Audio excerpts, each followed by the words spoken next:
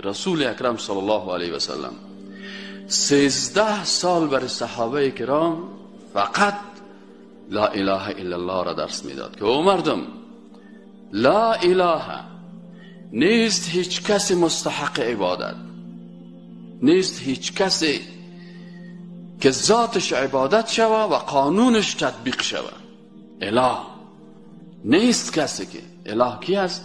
ذاتش عبادت میشه، قانونش تطبیق میشه.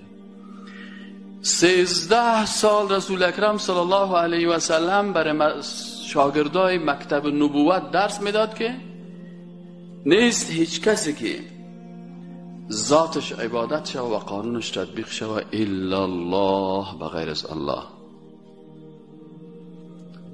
ما 13 سال چی که 13 ماه هم درس عقیده نخواندیم.